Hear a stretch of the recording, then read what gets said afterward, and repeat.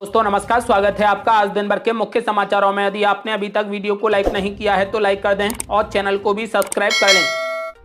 रसोई gas cylinder के बड़े दाम तो राहुल गांधी ने पीएम मोदी पर बोला बड़ा हमला। बोले जनता को मिला सरकारी लूट का एक और बड़ा तोहफा। जी आपको बता दें कि गैस सिलेंडर के दाम बढ़ाए जाने पर राहुल गांधी ने पीएम मोदी पर बड़ा हमला बोला। उन्होंने कहा कि पीएम मोदी ने डोनाल्ड ट्रंप के लगाए जाने वाले टैरिफ का करारा जवाब दिया है। राहुल गांधी ने कहा कि पीएम मोदी ने महंगाई से त्रस्त जनता को सरकारी लूट का एक और बड़ा तोहफा दे दिया है। यूपी की योगी सरकार ने ले लिया बड़ा फैसला। अब दिल्ली और आगरा जाने वाले लोगों को मिली बड़ी खुशखबरी। जी आपको बता दें कि यमुना एक्सप्रेसवे और ईस्टर्न पेरिफेरल एक्सप्रेसवे के क्रॉसिंग पर इंटरचेंज निर्माण के प्रस्ताव को मंजूरी दे दी गई। अब इस इंटरचेंज का निर्माण राष्ट्रीय राजमार्ग प्राधिकरण करेगा, जिससे दिल्ली और आगरा की ओर जाने वाले यात्रियों को बड़ी सुविधा मिलेगी। अब हाथरस की जनता को मिल गया बड़ा तोहफा। हाथरस में बनेगा नया मेडिकल कॉलेज। जी आपको बता दें कि जनपद हाथरस में मेडिकल कॉलेज की स्थापना हेतु भूमि के हस्तांतरण को मंजूरी दे दी गई। ये भूमि आगरा अलीगढ़ मार्ग पर स्थित दुग्ध उत्पादन सहकारी संघ लिमिटेड शासनी के परिसर में से ली जाएगी और इसे चिकित्सा एवं स्वास्थ्य विभाग को सौंपा जाएगा, जिससे हाथरस में जल्द ही नए मेडिकल कॉलेज की स्थापना होगी। माता वैष्णो देवी के दर्शन करने के लिए उमड़ रही श्रद्धालुओं की भारी भीड़। टूट सकते हैं पिछले सारे रिकॉर्ड। आपको बता दें कि नवरात्र के दौरान 3.75 लाख श्रद्धालुओं ने जम्मू के माता वैष्णो देवी के दर्शन किए। इस आंकड़े के साथ ही अप्रैल के पहले हफ्ते तक 21 लाख से ज्यादा श्रद्धालु माता वैष्णो देवी के दर्शन कर चुके हैं। अगर इन नवरात्रों की बात की जाए तो देश भर से माता वैष्णो देवी के दर्शन करने वाले श्रद्धालुओं की संख्या 3.75 लाख है। ऐसा माना जा रहा है कि इस बार सारे रिकॉर्ड टूट सकते हैं।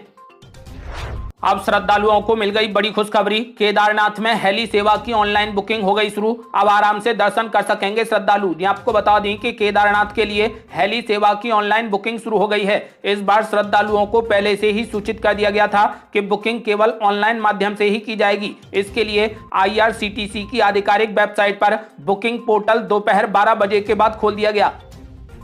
दिल्ली स्किल यूनिवर्सिटी में बढ़ाई गई फीस तो छात्रों ने कर दिया हल्ला बोल। ABVP ने दे डाली कड़ी चेतावनी। जी आपको बता दें कि दिल्ली स्किल यूनिवर्सिटी में अचानक फीस बढ़ोतरी, मूलभूत सुविधाओं की कमी और प्रशासन के तानाशाही रवैये के खिलाफ ABVP के नेतृत्व में छात्रों ने जोरदार प्रदर्शन किया। सैकड़ों छात्रों ने धरना दिया और कॉलेज में तालाबंदी कर प्रशासन के खिलाफ जमकर नारेबाजी की। प्रदर्शन के दौरान छात्रों ने निदेशक को ज्ञापन सौंपकर अपनी मांगों पर तुरंत कार्रवाई की मांग की।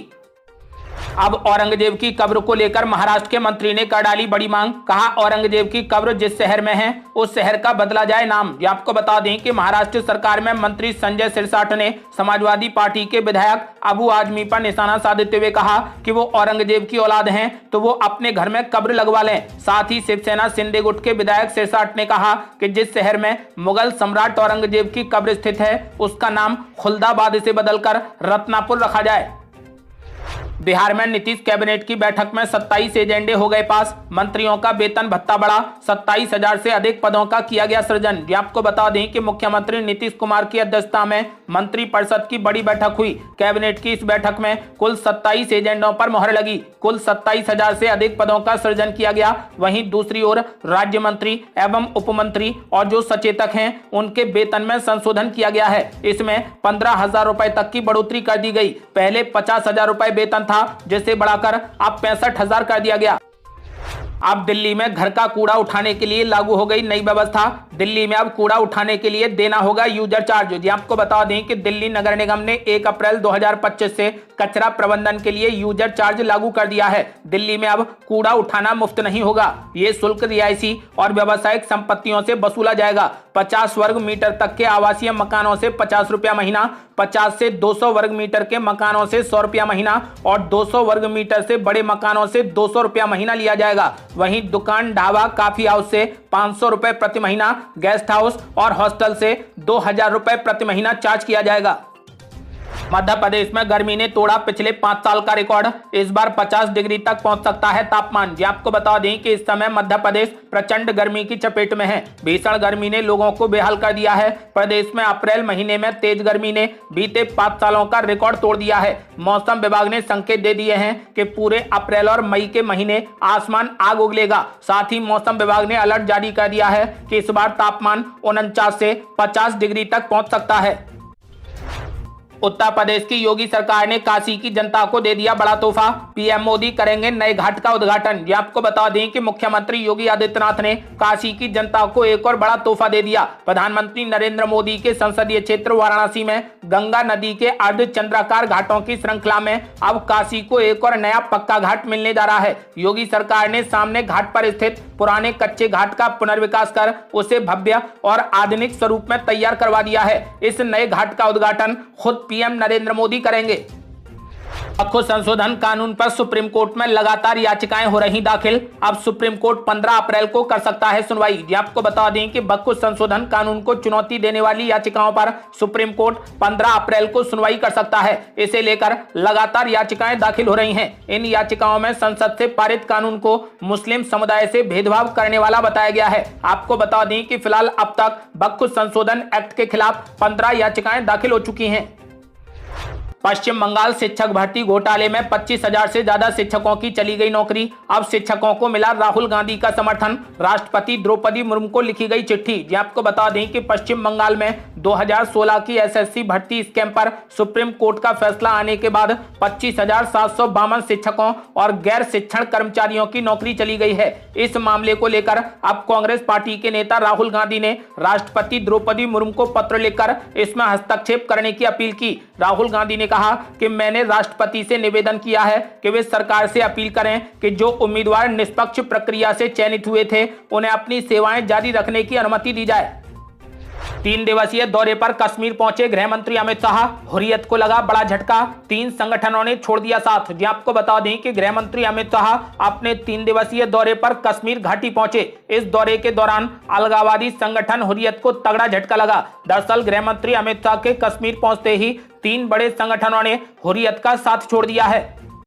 कांग्रेस कर रही बड़ी बैठक। 6 राज्यों के चुनावों में प्रियंका गांधी को दी जा सकती है बड़ी जिम्मेदारी। जी आपको बता दें कि कांग्रेस एक बड़ी बैठक कर रही है। इस बैठक में राहुल गांधी, सोनिया गांधी, मल्लिकार्जुन खड़गे और प्रियंका गांधी समेत करीब 169 नेता शामिल हो रहे हैं। एक रिपोर्ट के मुताबिक कांग्रेस के एक वरिष्ठ नेता ने कहा कि ऐसा बताया जा रहा है कि पार्टी इस वक्त इस बात पर ज्यादा ध्यान दे रही है कि प्रियंका गांधी को बड़ी जिम्मेदारी दी जाए, खासकर जब बड़े राज्यों में चुनाव नजदीक आ रहे हैं। पार्टी के कुछ अंदरूनी सूत्रों ने संकेत दिया है कि प्रियंका गांधी को किसी अहम राज्य का प्रभारी या कोई बड़ी चुनावी जिम्मेदारी सौंपी जा सकती है।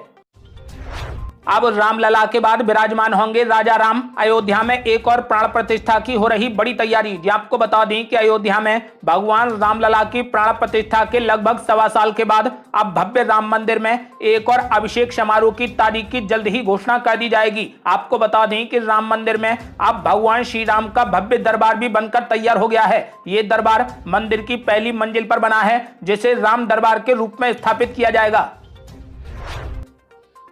अब मराठा शौर्य की याद में आगरा और पानीपत में बनेंगे स्मारक। महाराष्ट्र सरकार ने कर दिया बड़ा ऐलान। आपको बता दें कि महाराष्ट्र सरकार ने पानीपत और आगरा में मराठाओं के शौर्य को उजागर करने वाले स्मारकों को बनाने की घोषणा कर दी। मंत्री जयकुमार रावल ने कहा कि पानीपत की लड़ाई में वहां धरती खून से लाल हो गई थी, तब वहां के आम काले हो गए थे, इसीलिए उस स्थान को काला आम नाम दिया गया। वहां पर अब महाराष्ट्र सरकार ने ऐतिहासिक स्मारक बनाने का ऐलान कर दिया।